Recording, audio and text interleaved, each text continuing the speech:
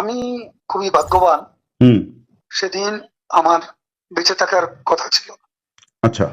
মৃত্যু থেকে অনেক কাছে ছিলাম। আচ্ছা। আমি আমারই সংসদ এলাকায় হুম।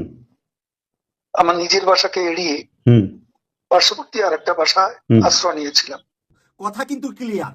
আমরা সেনাপ্রধান ওয়াকারুজ্জামানের দুষ্ত্রুটি নিয়ে তার বিরোধিতা করছি, আমরা সেনাবাহিনীর বিরোধিতা করছি না। কথাটা মেসেজটা ক্লিয়ার রাখবেন। অনেকে কিন্তু পেস লাগাইয়া ফেলেন, সোশ্যাল মিডিয়ায় লেখালেখি করতে গিয়ে বাহিনীকে মিলিয়ে ফেলেন। না, সেনাপ্রধান এক জিনিস আর সেনাবাহিনী অন্য জিনিস। সেনাবাহিনী হলো আমাদের গর্বের, আমাদের সন্তান। আর এই বাহিনী 5 তারিখ আমাদেরকে বাঁচিয়ে রেখেছে। এই বাহিনীর হুঙ্কারি শেখ হাসিনা দিল্লি পালিয়েছে, কিন্তু সেনাপ্রধানের না। জেনারেল ওয়াকারুজ্জামানকে 5ই আগস্ট পরবর্তী সময়ে ভারতের রয়্যাল এজেন্ট, আওয়ামী লীগের দোসর এবং আওয়ামী লীগ, বিএনপি, জেনারেল ওয়াকার, ভারত, তারা একটা টিম হিসাবে নানানভাবে তাদের সম্পর্কে ফেসবুকে, অফলাইনে, অনলাইনে নানান ধরনের বক্তব্য বিভিন্ন সেক্টর থেকে আসছে। দর্শক, আজকের এই ভিডিওটি দেখলে আপনারা রীতিমতো অবাক হয়ে যাবেন। আপনারা জানেন ইতিমধ্যে আওয়ামী লীগ সরকারের পতন হয়েছে। এখন ক্ষমতায় আছেন অন্তর্বর্তী সরকার ডক্টর মোহাম্মদ ইউনূস। অন্তর্বর্তী সরকারের মাননীয় উপদেষ্টা ডক্টর মোহাম্মদ ইউনূস থাকাকালীন দেশে কি কি ঘটনা ঘটে যাচ্ছে তা আপনাদের প্রমাণ সহকারে দেখাবো। দর্শক, কথা আর বাড়াবো না, ভিডিওতে চলে যাব। তার আগে আপনাদের কাছে ছোট্ট একটি অনুরোধ, আপনি যদি আমাদের চ্যানেলে নতুন দর্শক হয়ে থাকেন তাহলে অবশ্যই চ্যানেলটি সাবস্ক্রাইব করে পাশে থাকা বেল আইকনটি বাজিয়ে দিতে ভুলবেন না। ক্লিয়ার। আমরা সেনাপ্রধান ওয়াকারুজ্জামানের দুষ্ত্রুটি নিয়ে তার বিরোধিতা করছি, আমরা সেনাবাহিনীর বিরোধিতা করছি না। কথাটা মেসেজটা ক্লিয়ার রাখবেন। অনেকে কিন্তু পেস লাগাইয়া ফেলেন, সোশ্যাল মিডিয়ায় লেখালেখি করতে গিয়ে বাহিনীকে মিলিয়ে ফেলেন। না, সেনাপ্রধান এক জিনিস আর সেনাবাহিনী অন্য জিনিস। সেনাবাহিনী হলো আমাদের গর্বের, আমাদের সন্তান। আর এই বাহিনী 5 তারিখ আমাদেরকে বাঁচিয়ে রেখেছে। এই বাহিনীর হুঙ্কারি শেখ হাসিনা দিল্লি পালিয়েছে, কিন্তু সেনাপ্রধানের না। সেনাপ্রধানের ইচ্ছা ছিল শেখ হাসিনাকে রাখার, কিন্তু তার পিছনে যেই বাহিনী, যেইগুলা তার দিকে তাক করা হয়েছিল, ওই তাকের কারণে তিনি তাড়াতাড়ি হেলিকপ্টারের ব্যবস্থা করেছেন, তারপরে দিল্লির ফ্লাইটে উঠিয়ে দিয়েছেন। তাহলে কথাটা ক্লিয়ার, মেসেজটা ক্লিয়ার থাকবে আমাদের। আমরা সেনাপ্রধান ওয়াকারুজ্জামানের কুকর্ম যেগুলো আছে, খারাপ কাজ যেগুলো আছে, সেইগুলার সমালোচনা করছি। তাও কিন্তু আমরা 5 তারিখ থেকে কয়েক মাস সমালোচনা করি নাই। যখন কয়েক মাস পরে এসে একের পর এক তার কার্যকলাপগুলা দিল্লির সাথে মিলে যাচ্ছে, ওই যে ফুল স্টপ বলা, ওই ফেব্রুয়ারি মাসের ওই ফুল স্টপ থেকে তার মুখোশটা উন্মোচিত হয়েছে জনগণের সামনে। তাই ওই ফেব্রুয়ারি থেকেই কিন্তু আমরা তার সম্পর্কে অনুসন্ধানে যা দেখতে পাচ্ছি এবং যেই তথ্যগুলা পাচ্ছি, আজ পর্যন্ত 57 জন সেনা অফিসারের পরিবারের সাথে তার যে একটা সুসম্পর্ক হওয়া দরকার, সেটাই তো সে করেন নাই। তার নিজের বাহিনীর জন্যই তো সে দুশ্মনী করেছে। যদি 57 জন এই পরিবারকে তিনি কিছু করতেন, দেখার মতো কিছু করতেন, চাঁদের আলুর মতো কিছু করতেন, তাহলে আজকে আমরা বিশ্বাস করতাম এই ওয়াকারুজ্জামান দিল্লির না, উনি ঢাকার। উনি যে দিল্লির মুখোশ পরে আমাদেরকে পরিচালনা করতে চাচ্ছেন, তা কিন্তু সর্বশেষ এই 3 দিন আগে তার বক্তব্য থেকে আরো পরিষ্কার হলো। এই পরিষ্কার হওয়া থেকে জামাতের আমির, উনি একজন সিনিয়র মানুষ, উনার কোনো সমালোচনা আমি করব না। উনি আহ্বান জানিয়েছেন যে সেনাবাহিনীকে যেন আমরা বিতর্কিত না করি। উনার আহ্বানের সাথে আমরা দ্বিমত নয়, আমরা উনার আহ্বানের বাহিরেও কথা বলি নাই। আমরা কথা বলেছি সেনা প্রধান এবং তার সঙ্গে সাথী টপ 10 কয়েকজনকে নিয়ে। এই কয়েকজনকে দিয়ে একটি বাহিনী হয় না, কয়েক হাজার, আমাদের কয়েক লাখ সেনাবাহিনী আছে। তাদের মধ্য থেকে ওই হাতে গোনা 10 জনকে বাদ দিয়ে দিলে সেনাবাহিনীর কোনো কিছু যাবে আসবে না। শোনা যাচ্ছে এই ক্রাইসিসটা, এবারের ক্রাইসিসটা, গত 3 দিনের ক্রাইসিসটা সমাধানের জন্য সর্বোচ্চ ভূমিকা পালন করছে জামাতের আমির ডাক্তার শফিকুর রহমান। এই জন্য ওনাকে আমি ধন্যবাদ দিচ্ছি। ক্রাইসিসটাই উনি ভূমিকা পালন করছে। একদিকে সেনাবাহিনীর সাথে লিয়াজু করছেন, অপরদিকে বিএনপির সাথে লিয়াজু করে বিএনপির ডক্টর খন্দকার মুশাররফ হোসেন স্যারকে সেখানে পাঠিয়েছেন। এটা উনি লিয়াজু করেছেন। ওনার যেহেতু তারেক রহমান বেগম খালেদা জিয়ার সাথে লিয়াজু করার সুযোগ আছে, ওই সুযোগে উনি সর্বোচ্চ লেভেল থেকে সিদ্ধান্ত দিয়েছেন বিএনপির কারা কারা সেখানে যাবেন। সেখানে কিন্তু দুজনই ঢাকা বিশ্ববিদ্যালয়ের শিক্ষক ছিলেন, ডক্টর মঈন খান ছিলেন, তারপরে ডক্টর মুশাররফ স্যার ছিলেন। এই দুজনকে কিন্তু আমি ব্যক্তিগতভাবে শ্রদ্ধা এবং সম্মান করি। কিন্তু এক পাশে ছিলেন ওই ব্যবসায়ী চাটগায়া, ওই আমির খসরু, যেটা নাকি শেখ হাসিনার সময় লক্ষ লক্ষ টাকা সে বাংলাদেশের ব্যাংক থেকে লোন পেয়েছিলেন। আরেকটা ছিলেন ভারতে, একদম ভারতে অবস্থান করতেন, সেই সালাউদ্দিন আহমেদ ছিলেন আরেক পাশে। তো এই সালাউদ্দিন আহমেদ আর আমির খসরু নিয়ে কিন্তু আমাদের মন্তব্য আছে। আমাদের মন্তব্য কিন্তু ডক্টর খন্দকার মুশাররফ স্যারকে নিয়েও নাই, ডক্টর মঈন খান স্যারকে নিয়েও নাই। ওনারা কিন্তু বিএনপির মাথা বা সম্মানী ব্যক্তি হিসাবে, দেশের একজন সম্মানী ব্যক্তি হিসাবে, দেশের সাবেক মন্ত্রী হিসাবে আমি কিন্তু তাদেরকে সম্মান করি। কিন্তু বাকি 2 জনও মন্ত্রী ছিলেন, বাকি 2 জনও বিএনপির নেতা। কিন্তু এই 2 জন নিয়ে কিন্তু বিভিন্ন সমালোচনা, বিভিন্ন সময় বিভিন্ন কিছু, বিভিন্ন কথা উঠে এসেছে। গতকাল একটা লেখা পড়লাম যে আমেরিকাতে একজন সাংবাদিক, আমেরিকার নিউ ইয়র্কের একটা টেলিভিশনে উনি এখন কাজ করেন। এর আগে বাংলাদেশে উনি সাংবাদিক ছিলেন, বিএনপির সমর্থিত সাংবাদিক। প্রত্যেকটা সাংবাদিকেরই একটা কথা বলার ভিতরে কোনো না কোনো দলকে ওনার মনের ভিতরে লালন করতে পারেন, বা ওনার কথা থেকে, লেখনী থেকে আমরা বুঝতে পারি। তো ওই সাংবাদিক কালকে আমেরিকা থেকে লিখলেন যে উনি ভারতে গিয়েছিলেন। ভারতে যখন সালাউদ্দিন সাহেবের সাথে উনি দেখা করার সুযোগ পেয়েছিলেন এবং উনি শিলিগুড়ির একটা বাড়িতে যেখানে সালাউদ্দিন সাহেব থাকতেন, ওই বাড়িটা উনি দেখে প্রথমে অবাক হয়েছিলেন যে এরকম বিশাল রাজকীয় বাড়িতে আসামি কিভাবে থাকে। সালাউদ্দিন আহমেদকে তো পুশ করা হয়েছে, পুশ ইন হয়েছেন ভারতে, তাহলে পুশ ইন যিনি হয়েছেন ভারতে, উনার নামে মামলা, উনাকে আদালত বাংলাদেশে আসতে দিচ্ছেন না, ভারতের কারাগারে আছে, এই কথাটা শেখ হাসিনা যতদিন ছিলেন এতদিন পর্যন্ত আমরা সকল মিডিয়াতে সবকিছুতে জানতে পেরেছি। কিন্তু কালকে ওই সাংবাদিক আমার চোখ খুলে দিয়েছে, আমার চোখের ভিতরে আলু এনে দিয়েছে। উনার লেখাতে দেখতে পেলাম যে ওই বাড়িতে গিয়ে যখন সালাউদ্দিন সাহেবকে দেখতে পেলেন যে একটা ভিআইপি পরিবেশে উনি আছেন, সেই ভিআইপি পরিবেশে এরকম সুন্দর একটা বাংলোতে কিভাবে বাংলাদেশের একজন আসামি ভারতে থাকে। ওই লেখাটাই আপনাদের সামনে আমি এই কারণে রেফারেন্স টানলাম। কালকে সালাউদ্দিন আহমেদ সাহেব ডক্টর মঈন স্যারের সাথে যে বেয়াদবিটা করেছে সাংবাদিকদের সামনে, আপনারা দেখেছেন কিনা?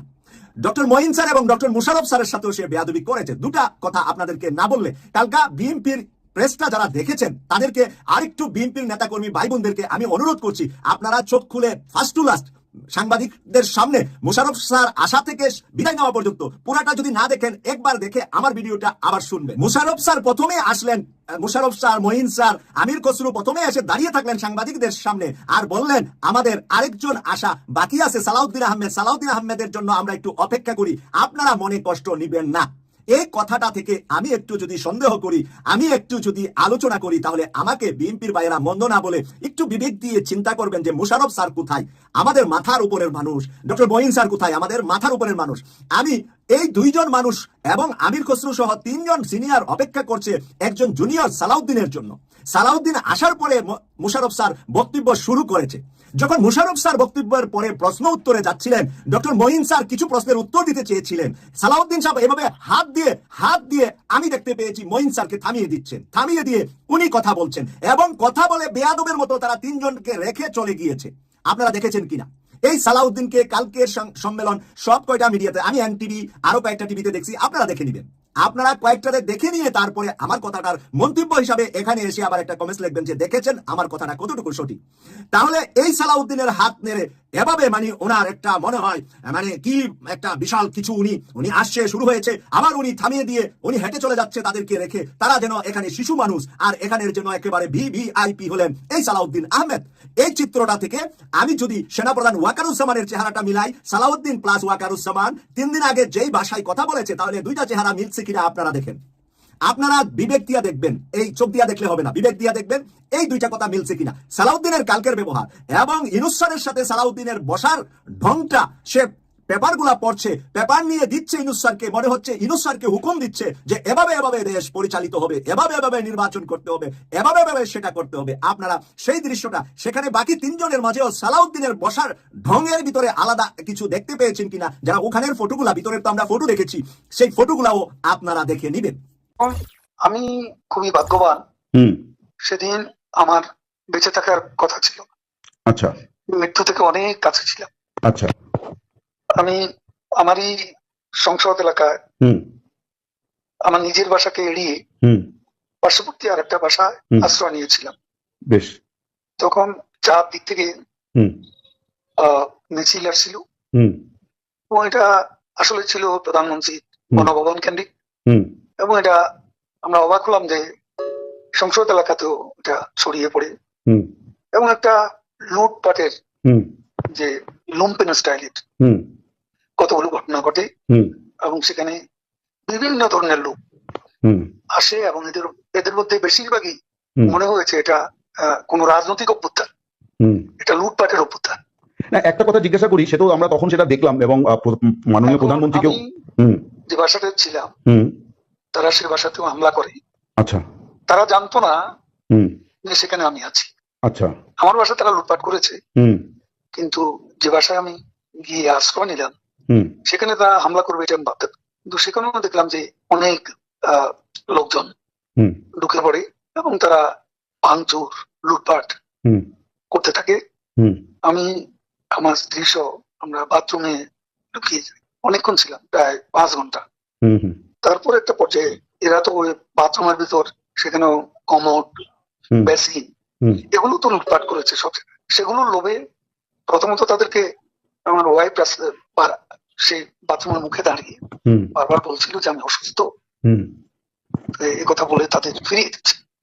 তো একটা পর্যায়ে তারা এই বাথরুমে যেগুলো আছে সেগুলো লুট করার জন্য জোরপূর্বক প্রবাসের হুমকিতে। তো সে সময় আমার ওয়াইফ জিজ্ঞেস করেছে কি করবো, খুলে দাও যা হবে। তারপরে সাত আট জন ছেলে ঢুকলো, তার খুবই আক্রমণাত্মক দৃষ্টিভঙ্গি মনোভঙ্গি নিয়ে।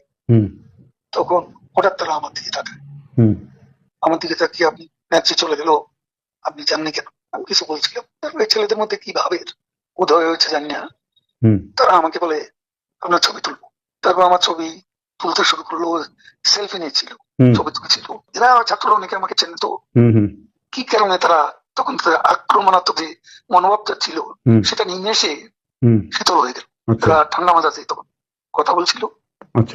এদের মধ্যে আবার এক পর্যায়ে একটা গ্রুপ তারা চেয়েছিল আমাকে রাস্তায় সেনাবাহিনী হাতে তুলে দিতে, কেউ কেউ আবার এটাও চেয়েছিল যে জনতার হাতে তুলে দিতে।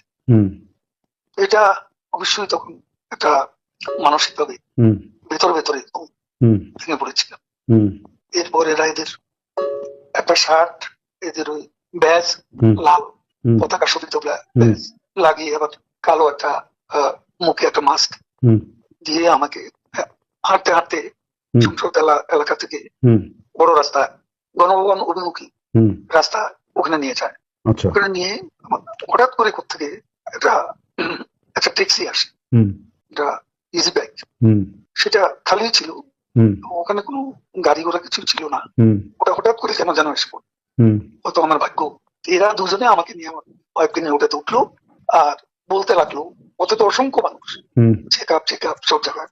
এরা বলতে লাগলো যে আমাদের চাষি অসুস্থ, হাসপাতালে নিচ্ছি, ডিস্টার্ব করবে না। ডক্টর মোহাম্মদ ইউনূসের প্রতি ডানপন্থী বামপন্থী সকল রাজনৈতিক দলের নেতারা পূর্ণাঙ্গ সমর্থন ব্যক্ত করেছেন। বাংলাদেশে এই প্রথম কোনো একজন অন্তর্বর্তীকালীন সরকার প্রধানকে বাংলাদেশের জনগণের পাশাপাশি সকল রাজনৈতিক দলের নেতাকর্মীরা তাকে পূর্ণাঙ্গ সমর্থন দিয়ে তারপরে দেশ পরিচালনা করার অনুরোধ জানিয়েছেন। এটা তাদের পক্ষেই সম্ভব হয় যারা দেশের সকল মানুষের কাছে সার্বজন গ্রহণযোগ্য একজন ব্যক্তিত্বে রূপান্তরিত হয়। আমরা শুরু থেকে বলে এসেছিলাম যে বাংলাদেশের বর্তমান পরিস্থিতিতে ডক্টর মোহাম্মদ ইউনূসকে প্রয়োজন অত্যন্ত বেশি। দেশ বিদেশে আন্তর্জাতিক মহলে তার যে গ্রহণযোগ্যতা রয়েছে, সেই গ্রহণযোগ্যতাটাই আমাদের বাংলাদেশের স্বাধীনতা রক্ষার জন্য অত্যন্ত গুরুত্বপূর্ণ, এবং আমরা তাকে রাখতে পারলেই বাংলাদেশ উপকৃত হবে, বাংলাদেশের গণতন্ত্র সঠিক পথে পরিচালিত হবে। আপনারা জানেন যে সাম্প্রতিক সময়ে, এবং আমি বলবো সাম্প্রতিক সময়ে না, ডক্টর মোহাম্মদ ইউনূস সাহেব আওয়ামী লীগকে বাংলাদেশ থেকে বিতাড়িত করানোর পরে যখন ক্ষমতায় আসলেন বা দায়িত্বভার গ্রহণ করলেন, সেই থেকেই পার্শ্ববর্তী দেশ ভারত পরিকল্পনা নিয়ে মাঠে নেমেছে যে ডক্টর মোহাম্মদ ইউনূসকে যে কোনো মূল্যে বাংলাদেশের দায়িত্ব থেকে বিতাড়িত করতে হবে। কয়েক মাস তো অভিমান করে দেখাই করলেন না, ভাবখানা এমন যে আমরা মনে হয় তার কাছে গিয়ে পা চাটবো, দালালি করবো। কিন্তু দেখা গিয়েছে পরক্ষণে আন্তর্জাতিক একটি অনুষ্ঠানে নরেন্দ্র মোদী এবং ডক্টর মোহাম্মদ ইউনূস পাশাপাশি ছিলেন, এবং তারা একে অপরের সাথে কুশল বিনিময় করছেন, এবং পরবর্তীতে নরেন্দ্র মোদীর সাথে আবার ডক্টর মোহাম্মদ ইউনূসের বিশেষ সাক্ষাৎ অনুষ্ঠিত হয়েছে। এবং সেই সাক্ষাতের ভিডিও আমরা দেখেছি যে ডক্টর মোহাম্মদ ইউনূস যখন ঢুকছেন তখন সবগুলো দাঁড়িয়ে ওয়েলকাম জানানোর জন্য অপেক্ষা করছে, এবং ইউনূস প্রবেশ করছে, তার মতো একজন শিক্ষাবিদ, একজন ভালো মানুষ, নোবেল লরিয়েট, তাকে সম্মান জানানোর জন্য নরেন্দ্র মোদী সহ সবাই দাঁড়িয়ে আছে। সেটা ভিন্ন আলোচনা, কিন্তু তাদের ষড়যন্ত্র থেমে নেই। তারা চাচ্ছিল যে বাংলাদেশের এই সময় যদি ইউনূস সাহেবকে সরিয়ে দেওয়া যায় তাহলে আওয়ামী লীগকে খুব সুন্দরভাবে বাংলাদেশে প্রতিষ্ঠিত করা যাবে। এবং ডক্টর মোহাম্মদ ইউনূসই এখন বাংলাদেশের মূল সমস্যা, মানে ওদের দৃষ্টিতে এর বিকল্প আর কোনো সমস্যা নাই, কারণ ইউনূস থাকাটায় তারা ষড়যন্ত্র করে মজা পাচ্ছে না। ধরেন আমেরিকার কাছে বলবে যে আমার একে সরিয়ে দাও, মানে এই জায়গায় এই কাজ করে দাও। আমেরিকা যখন দেখে ডক্টর মোহাম্মদ ইউনূস, ওরে বাপরে বাপ, না না না না, আমি এই লোকের সাথে আমাদের কোনো যুদ্ধ নেই, বিগ্রহ নেই। এই ইউরোপীয় ইউনিয়ন থেকে শুরু করে বিশ্বের সকল দেশ, মিডল ইস্ট থেকে শুরু করে সব জায়গায় একই চিত্র, যে ডক্টর মোহাম্মদ ইউনূসের ক্ষেত্রে তারা দেখার সাথে সাথে চুপসে যায়, বন্ধ হয়ে যায়, তাদের কথাবার্তা অফ হয়ে যায়। অর্থ হচ্ছে তিনি ওই মানের একজন আন্তর্জাতিক ব্যক্তিত্বে রূপান্তরিত হয়েছে। আমরা তাকে কিন্তু সে কারণেই সম্মান করি, তার কোনো এখানে রাজনৈতিক দল নেই কিংবা বিশেষ কোনো বাহিনী নেই যে সে কারণে তাকে পছন্দ অপছন্দ, আমরা পছন্দ করি তার এই যোগ্যতার কারণে। কিন্তু আজকে সেই ডক্টর মোহাম্মদ ইউনূসকে সেই জায়গা থেকে সরিয়ে দেওয়ার জন্য একটি গভীর ষড়যন্ত্র চক্রান্ত এই দেশের এবং বাহিরের কিছু মানুষ নিয়েছিলেন, যারা চায় না ডক্টর মোহাম্মদ ইউনূস থাকুক। কিন্তু আল্লাহর মেহেরবানি বাংলাদেশের সবাই ঐক্যমত হয়েছেন, বিশেষ করে ডানপন্থী দলের তো অকুণ্ঠ সমর্থন, একজনও মনে হয় বাদ থাকবে না যে যারা তাকে সমর্থন জানাবে না। এবং আমি দেখলাম আমার দেশ পত্রিকাতেই একটা নিউজই এসেছে, ডান বাম সবাই ইউনূসের সাথে এবং সমর্থন জানায়। গতকালকেও প্রায় 20 জনের অধিক সিনিয়র নেতারা, বিভিন্ন দলের প্রতিনিধি তার সাথে সাক্ষাৎ করেছেন। তার আগের দিন বড় 3টি আরও দলের নতুন একটি দল সহ বিএনপি, জামাত ইসলাম, তারপরে এনসিপি, তারা প্রথম দিন সাক্ষাৎ করেছেন। পরবর্তীতে গতকালকে আপনার পীর সাহেব চরমনাইয়ের ইসলামী আন্দোলন বাংলাদেশ গিয়েছেন, মামুনুল সাহেব গিয়েছেন, আপনার গণ অধিকার পরিষদ গিয়েছেন, এভাবে করে প্রত্যেকটি ছোট বড় রাজনৈতিক দল, কর্নেল অলি আহমেদ সাহেব গিয়েছেন। তো এই মানুষগুলো সবাই গিয়ে সমর্থন জানিয়ে এসেছেন। মাহমুদুর রহমান মান্না গিয়েছেন, আমি অনেকেরই নাম হয়তো এখানে, জোনায়েদ সাকি গিয়েছেন, এই মানুষগুলো সবার নাম হয়তো আমার এখন মনে নেই। তো সবাই কিন্তু কাকে সমর্থন জানিয়ে এসেছেন, কি জন্য সমর্থন জানিয়ে এসেছেন? সবাই বুঝতে সক্ষম হয়েছেন যে বাংলাদেশের প্রেক্ষাপটে ইউনূস সাহেবকে রাখলে আমাদের কল্যাণ বেশি, ডক্টর মোহাম্মদ ইউনূস আজকে দায়িত্বে থাকবে না থাকবে তাতে তার ভাঙা ঘর খালে পড়বে না। বয়োজ্যেষ্ঠ একজন মানুষ, ওনার টাকা পয়সার তার এমন কিছু প্রয়োজন নাই যে এই দায়িত্বে থাকলেই উনি বিশাল কিছু পাবে, তেমনটা না। একটা দর্শক, সম্পূর্ণ ভিডিওটি দেখলেন, আশা করি বিষয়টি বুঝতে পেরেছেন। এই নিয়ে আপনার গুরুত্বপূর্ণ মন্তব্যটি অবশ্যই কমেন্ট বক্সে জানিয়ে দিবেন। ধন্যবাদ।